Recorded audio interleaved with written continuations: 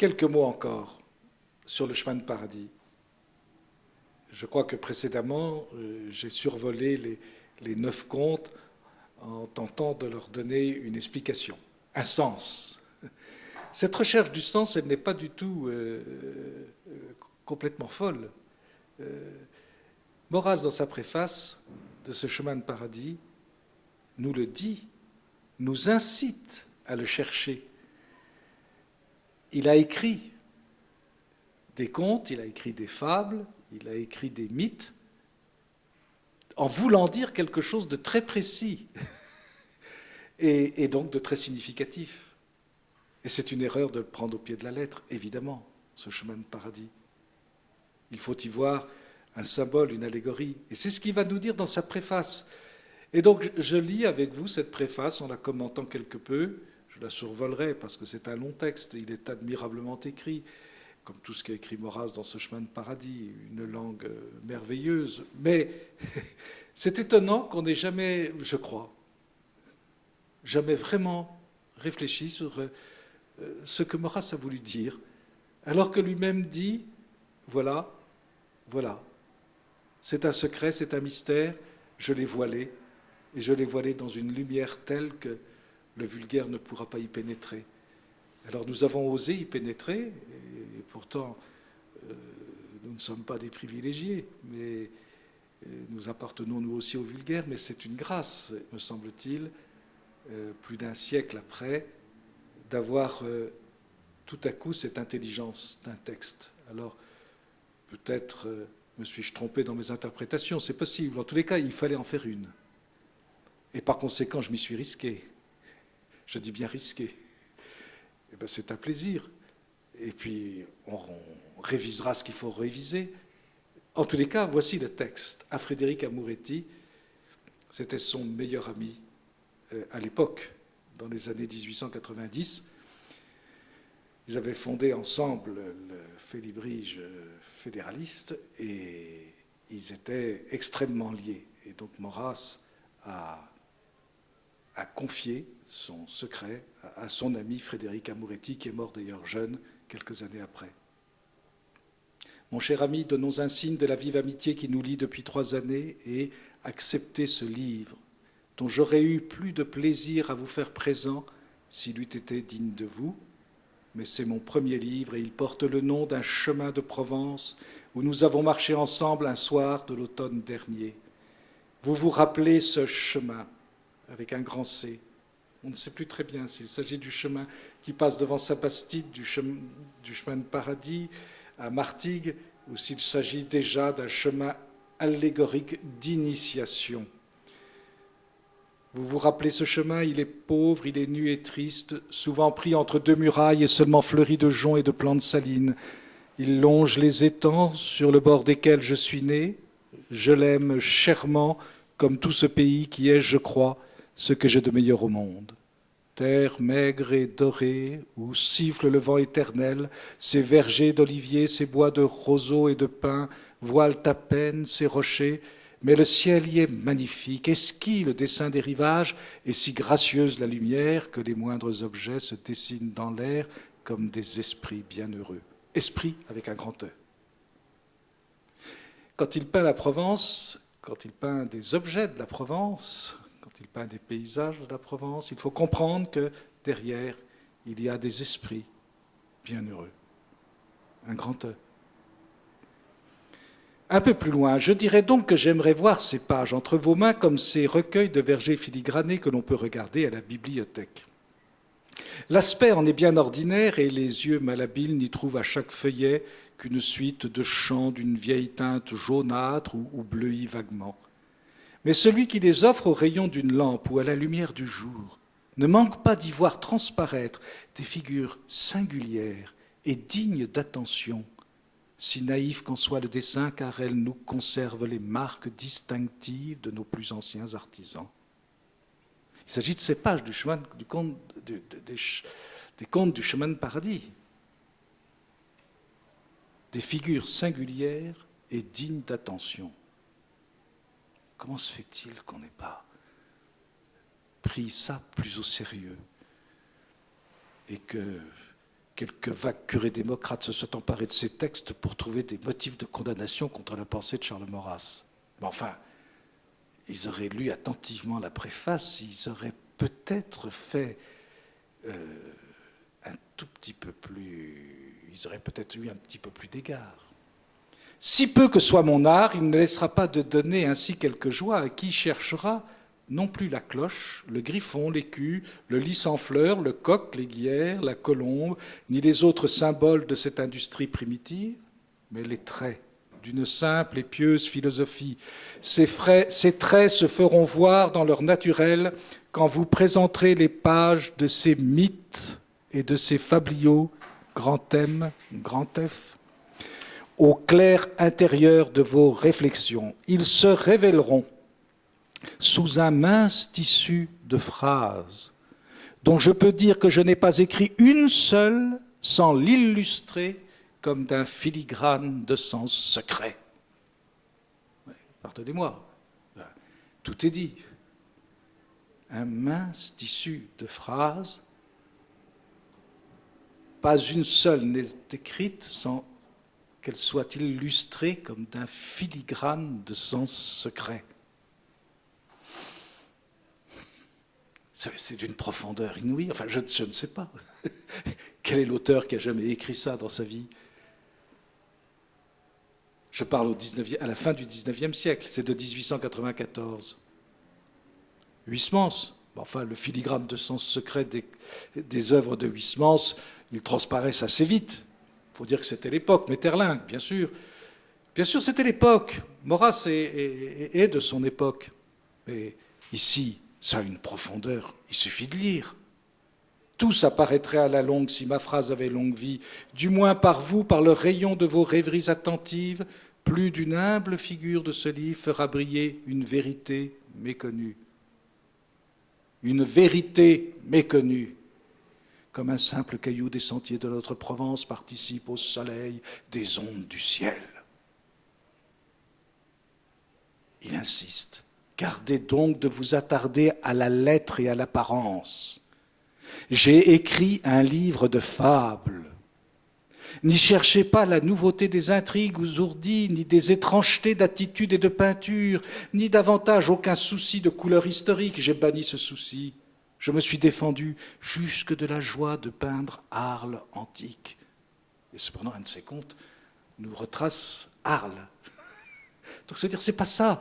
Vous allez croire que je fais de l'histoire de l'Arles antique, mais pas du tout. Tâchez de comprendre. J'ai laissé le désir de cette émotion ou vision du monde dont on fait tant de cas, fuyant le sublime à la mode, j'ai même tâché de répandre partout une égale lumière. Écoutez bien, c'est un abri et un bouclier que la lumière, elle est impénétrable aux curiosités du commun. Les mystères qu'elle recouvre ne seront jamais divulgués. Je lui ai confié les miens, la lumière. La lumière, opposée aux ténèbres. Et la lumière est un bouclier. Il y a des hommes, même un homme-dieu, dont la parole était tellement lumineuse et pourtant parabolique qu'elle était incompréhensible aux hommes qui l'écoutaient de l'époque. Je lui ai confié les miens. Vous les verrez voilés de la pure clarté de leur évidence. Un ou deux seulement paraîtront sous des bigarrures avec ces airs de déraison où vous vous souviendrez que Brut l'Ancien excella.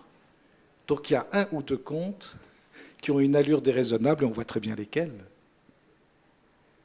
Mais il fait la comparaison avec Brut l'Ancien. Brut l'Ancien, c'est ce fameux Brutus qui, pour abattre le tyran, Tarquin, a joué le fou. Donc la comparaison est une raison ici. Maurras se donne une allure de folie avec ses contes, et en réalité, c'est qu'il veut abattre une nouvelle tyrannie. Il veut restaurer les choses dans la lumière. Je crois que c'est assez clair. Et donc, il joue cette allure de déraisonnable, en réalité parce qu'il a raison. C'est une vérité méconnue qu'il veut faire qu'il veut faire comprendre. À quelle génération? Je ne sens point de honte à venir ainsi après Dante avertir le lecteur de faire effort de bienveillance et de pénétration. Nos aïeux du XIIIe siècle, qui furent les maîtres de Dante, étaient plus exigeants que je ne le serai jamais. Ils voulaient que tout vrai plaisir esthétique ou de connaissance demandât un acte d'amour.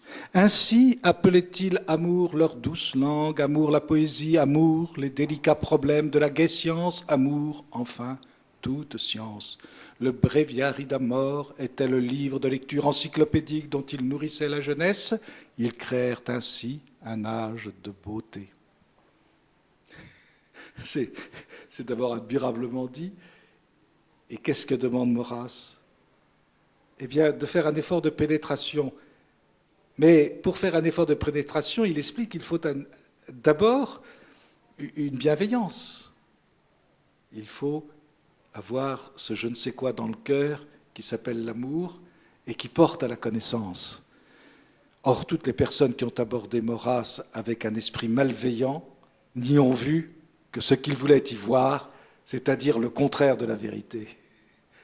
Et en revanche, je suis persuadé que si on a cet esprit de bienveillance et d'amour à l'égard de cet homme exceptionnel, je parle de sa pensée, bien sûr, de son esprit, eh bien, on peut en pénétrer les secrets, les arcanes, et c'est un éblouissement.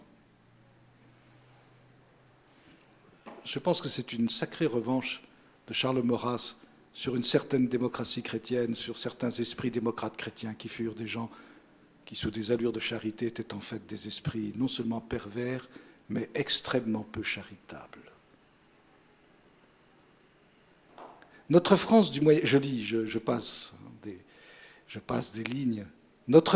Pour bien insister, puisque Maurras insiste, nous ne nous trompons pas dans nos explications. Notre France du Moyen-Âge et de la Renaissance n'ignorera pas non plus ce gracieux enseignement par les emblèmes.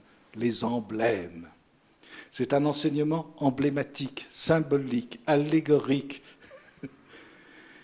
Et l'usage en est même arrivé jusqu'à nous qui fûmes introduits aux vérités élémentaires de la vie par les fables de La Fontaine et les mythes de Fénelon. Tout le monde sait bien que le loup n'existe pas, ni l'agneau, mais qu'il raconte par là l'histoire humaine, etc. Le lièvre et la tortue. Qui prendrait au pied de la lettre les fables de La Fontaine?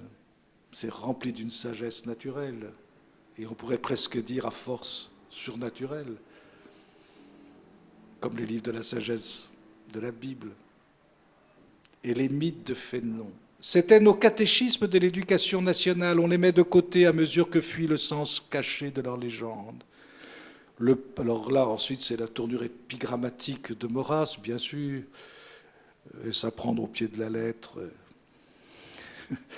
Le prodigieux épaississement des esprits depuis 3/4 de siècle de culture barbare amène une sorte de nuit tout à fait comparable à celle qui précéda l'an 1000, tant les facultés de frémir et de sentir ont seules prévalu et cru. Qui cherchera le sens des choses? On ne veut plus qu'en être ému. Il n'est jamais question aujourd'hui que de sentiments. Les femmes, si brisées et humiliées par nos mœurs, se sont vengées en nous communiquant leur nature.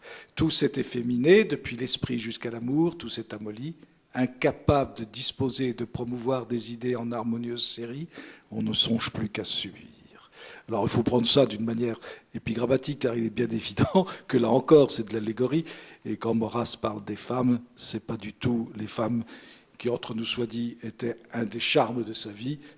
Ce n'était pas du tout il avait un immense respect de la femme et des femmes. En fait, ce qu'il désigne et qui est tout à fait vrai, c'est-à-dire que nos mœurs se sont efféminées. L'ensemble de nos mœurs, notre pensée. Et alors ensuite, eh bien, il explique comment lui, il a cherché à dire des choses. Je vous passe les paragraphes. Et alors il explique que lui voudrait retrouver une certaine tradition française. Les anges Psyché et Pallas, qui veillaient toutes deux sur les rêves de notre race, les ont abandonnés. Que de tristes paralogismes dans les diverses pauvretés écrites et jouées ce printemps sous couleur de théâtre philosophique et de dramaturgie néoplatonicienne.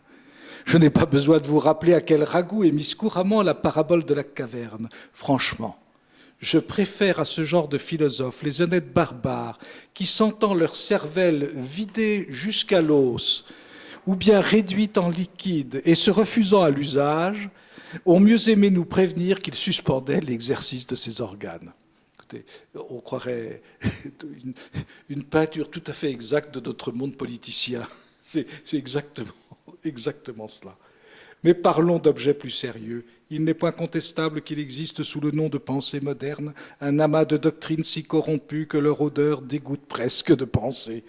Vous ne me soupçonnerez point d'y être allé puiser le fondement de ma philosophie première. Ces doctrines procèdent de quelques auteurs arrogants dont les noms sont difficiles à prononcer.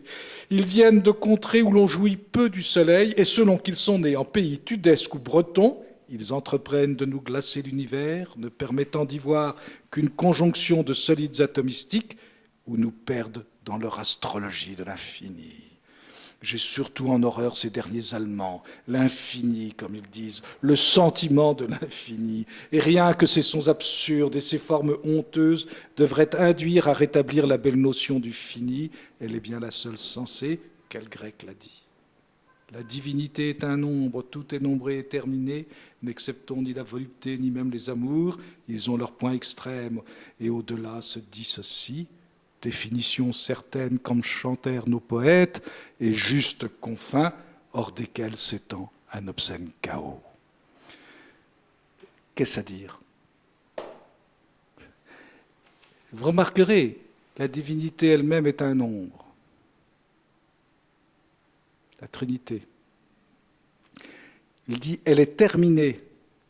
Chacune des personnes divines se définit par le terminus ad quem, par le terme vers lequel elle tend. Le Père se définit par le Fils se définit par rapport au Père, et l'Esprit Saint se définit par le Père et le Fils. C'est des termes théologiques. Je ne dis pas ça pour des rapprochements blasphématoires, hein. Du tout, du tout. Maurras, il savait ce qu'il écrivait. Quand il écrit cela, il sait ce qu'il dit. Et les poètes auxquels il fait référence, ce sont des poètes chrétiens, ce sont des poètes catholiques. Et sa pensée est très très précise. Il refuse la métaphysique moderne, individualiste et subjectiviste. Et il veut rétablir la belle notion du fini.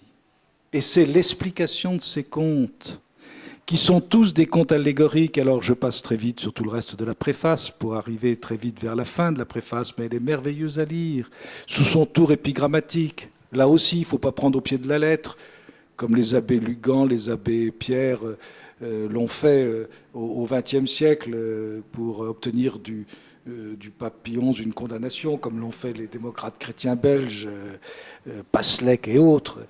Tout cela était ridicule. Ils ont mal compris, ils ont très peu compris, ils n'ont rien compris du tout, en fait, du tout. Et en réalité, c'est d'une profondeur philosophique et évidemment théologique.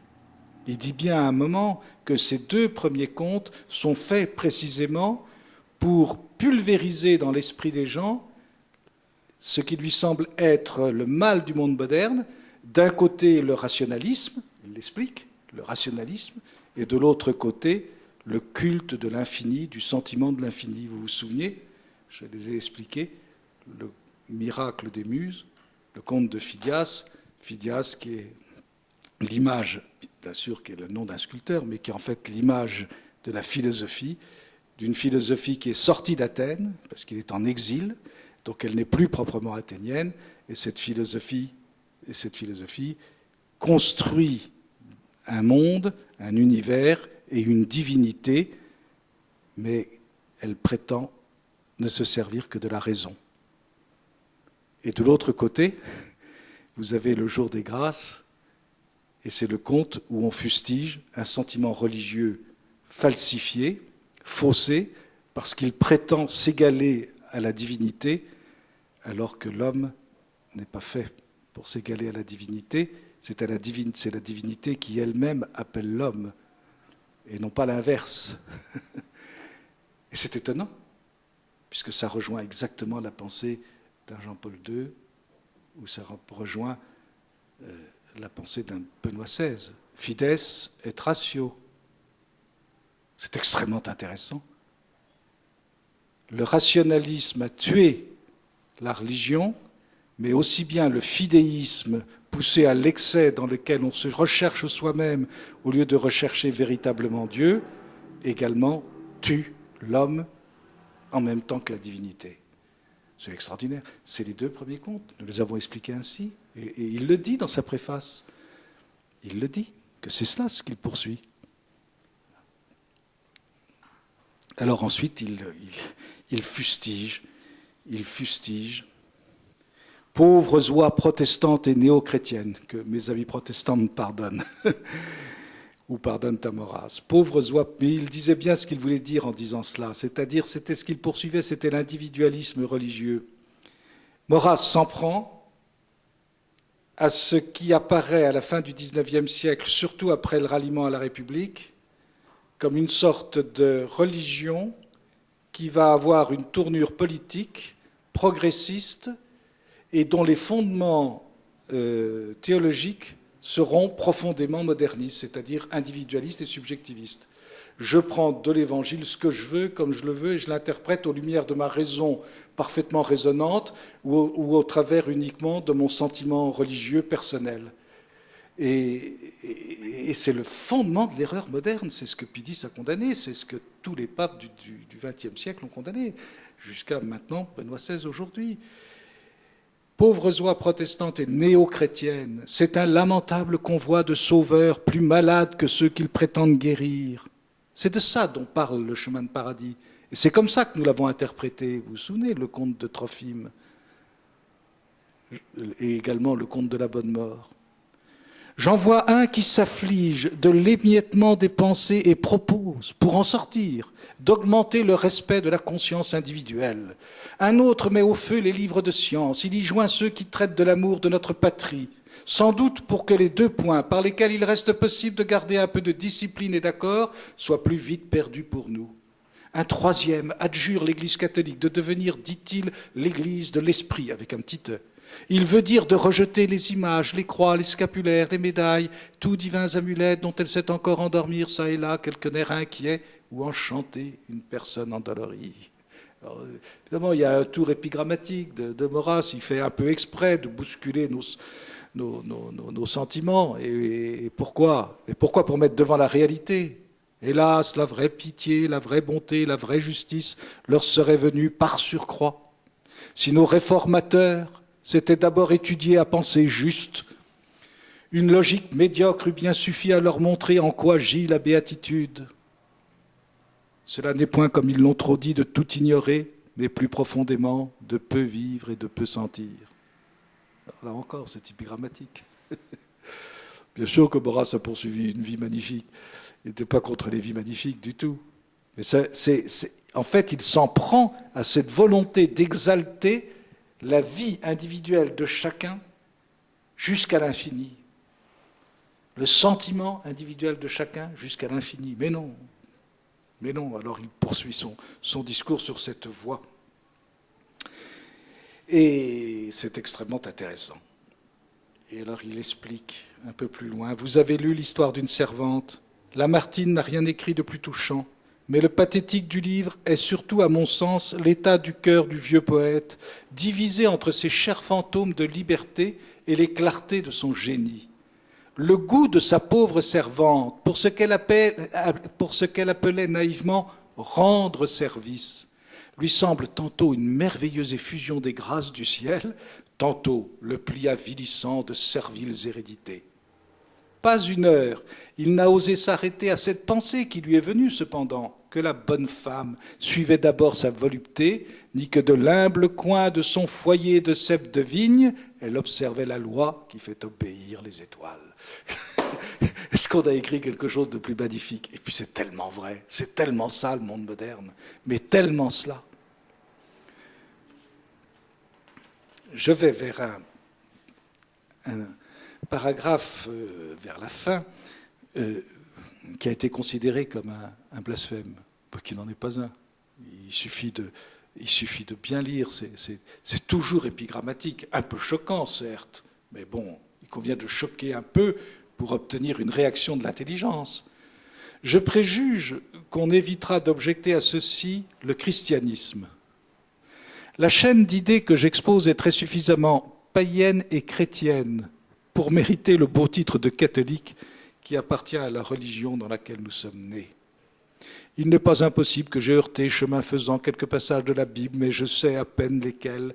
D'intelligentes destinées ont fait que les peuples policés du sud de l'Europe n'ont guère connu ces turbulentes écritures orientales que, tronquées, refondues, transposées par l'Église dans la merveille du missel et de tout le bréviaire. Alors, bien sûr, c'est épigrammatique, mais c'est tout à fait vrai. Quand vous prenez le bréviaire, surtout les bréviaires d'autrefois, vous aviez des textes, et même à l'heure actuelle, ces textes sont tronqués au sens étymologique du terme. Ça ne veut pas dire faussé, tronqué, ça veut dire coupé par épisode. Voilà, nous allons à la messe tous les jours, nous ne lisons pas l'évangile tous les jours, nous lisons un évangile, plusieurs péricopes de l'évangile. Donc, voilà, et transposé par l'Église dans la merveille du missel, c'est-à-dire cela a un sens par rapport à notre vie. Maurras s'en prend beaucoup à la Bible. Bon, alors, en fait, il la connaissait très bien, on s'en rend compte. Hein. Il la connaissait très bien comme il connaissait très bien l'Évangile. Il a écrit un admirable pamphlet contre les interprétations de Claudel sur Judas Iscariote. Et on voit qu'il connaît son Évangile et son Ancien Testament parfaitement. Non, il donne ici un tour épigrammatique, volontiers, et il le fait exprès pour exposer une chose claire pour lui, à savoir que la religion ne se tient que par l'esprit, et l'esprit c'est l'Église et non pas la lettre. La religion littérale peut donner des catastrophes, on l'a bien vu, et on le voit en particulier avec l'islam et le Coran. Il faut quand même faire attention. On peut arriver à des choses absurdes et dramatiques. Et alors il poursuit, ce fut un des honneurs philosophiques de l'Église, comme aussi d'avoir mis au verset du Magnificat, pas au Magnificat, au verset du Magnificat, c'est-à-dire à la lettre, une musique qui en atténue le venin. Le Magnificat, interprété par les démocrates chrétiens, a été comme le manifeste du Parti communiste. Bon, alors il faut le savoir. Or, le Magnificat chanté à Lourdes sur l'air de Lourdes, ou chanté sur les magnifiques mélodies des motets du XVIIe, du XVIIIe siècle, le Magnificat est un chant royal. Voilà. Tout dépend de la façon dont vous le concevez. Le chemin de paradis, c'est un peu la même chose, selon que vous le lisez, avec l'esprit ou pas l'esprit. L'esprit, il est donné, c'est une grâce, c'est un don. Je me tiens à ce coutumier n'ayant rien de plus cher après les images d'Athènes que les pompes rigoureuses du Moyen-Âge, la servitude de ces ordres religieux, ces chevaliers, ces belles confréries d'ouvriers et d'artistes, si bien organisées contre les humeurs d'un chacun, pour le salut du monde et le règne de la beauté. Ce sont des phrases d'une puissance. Pour le salut du monde et le règne de la beauté. Ces deux biens, le salut du monde et le règne de la beauté, sont en grand péril depuis 300 ou 400 ans. Voilà. La Révolution française et plus haut, eh bien, la révolte du libre examen. Et voici qu'on invoque au secours du désordre le bizarre Jésus romantique et saint-simonien de 1840. Je connais peu ce personnage et je ne l'aime pas. Je ne connais d'autre Jésus que celui de notre tradition catholique. Citation de Dante, le souverain Jupiter qui fut sur terre pour nous crucifier. C'est extraordinaire parce que, bien sûr, c'est encore une fois de plus épigrammatique, mais il dit tout. Et on l'a bien connu au cours du XXe siècle. Ou bien Jésus devient le modèle des révolutionnaires, et c'est fini. Très heureusement, c'est fini. Enfin, on en revient. Ou bien Jésus est ce Jésus de la grande tradition catholique, c'est-à-dire le vrai Jésus de l'histoire, comme vient de le rappeler le pape Benoît XVI au moment de son discours de Pâques. Je ne quitterai pas ce cortège savant des pères, des conciles, des papes et de tous les grands hommes de l'élite moderne pour me fier aux évangiles, avec un petit t, de 4 juifs obscurs. Ben oui. Ça veut dire que l'Évangile ne peut être compris, ne peut être apprécié, ne peut porter sa leçon que dans le cadre des pères, des conciles et des papes, et de tous les grands hommes de l'élite moderne. Sinon, eh bien, il s'agit, et ces textes évangéliques, croyez-moi, je les connais, je les ai étudiés, et dans leur texte originel, le grec, et de fait, ou bien la science moderniste et la science et le sentiment progressiste en font des textes de rien du tout, ou bien ce sont des textes prodigieux, mais évidemment, ils doivent être lus et compris avec l'esprit. Car autant vaudrait suivre, alors il explique très bien sa pensée, qui peut être choquante en apparence, mais je dis bien en apparence, comme toujours. Il y a l'apparence et la réalité, toujours dans les textes de Maurras, dans ces textes-là, et y compris dans sa préface. Car autant vaudrait suivre le Christ intérieur des gens de la Réforme, ou la conscience morale des latins et huguenots antiques, ou encore le vague Dieu qui multiplie par l'infini les divers placitas de M. Jules Simon. Bons ou mauvais, nos goûts sont nôtres, et il nous est toujours loisible de nous prendre pour les seuls juges et modèles de notre vie, mais quelle honte de n'en point convenir franchement et de pallier, c'est-à-dire de couvrir, de pallier d'exégèse son anarchisme ou son péché. Voilà, on en a assez. Voilà ce que disait déjà Maurras en 1894. Des gens qui aiment le désordre, qui veulent satisfaire leurs envies personnelles, leurs goûts personnels de destruction, de désordre, de mort, et en se recommandant de l'Évangile, en faisant de l'exégèse. Attendez, c'est insupportable. Ou quelle lâcheté de s'enquérir de paravent de métaphysique morale pour esquiver les servitudes et les suggestions de la vie. Et je finis. 9 fois dans ces récits égalant le nombre des muses, je me suis appliqué à donner un visage, un corps humain et une démarche vivante à des opinions assez peu courues de nos jours. Donc il faut bien comprendre, les 9 contes représentent des idées. J'ai osé évoquer en présence de 1000 erreurs les types achevés de la raison, avec un grand R, de la beauté, avec un grand B, et de la mort, avec un grand M, triple et unique fin du monde. Raison, beauté, mort.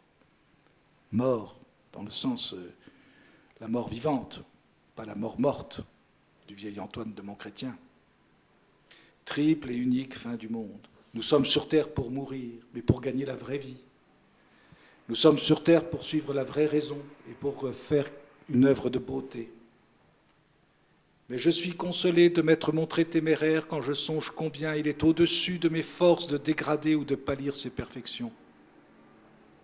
Alors écoutez bien maintenant comment il achève cette préface. Vous connaissez les mots de l'hymne angélique. C'est Panis Angelicus de saint Thomas d'Aquin, à propos de l'Eucharistie et la doctrine de la transsubstantiation. Vous vous rendez compte, il s'agit du corps du Christ. Sous les diverses apparences, simples signes à peine réels, se cachent de belles substances. Vous connaissez les mots de l'hymne angélique. Sous les diverses apparences, simples signes à peine réels, se cachent de belles substances. C'est sa dernière référence dans cette préface. C'est pour expliquer ce qui va suivre. Sous l'imperfection du travail et l'indignité des matériaux, vous doit apparaître sensible la face des belles idées. Il fait un acte d'humilité. Ce serait trop d'orgueil de penser que je les ai pu si entièrement obscurcir, qu'il n'en soit descendu dans ce livre quelque étincelle. De leur ciel triste et pur, elles laissent errer un sourire sur ce chemin de paradis dont les pèlerins fatigués reconnaîtront à ses clartés quelle voie ils parcourent et comment l'âme noble y est induite à la conception des vrais biens. Charles Maurras, mai 1894. Mois de mai.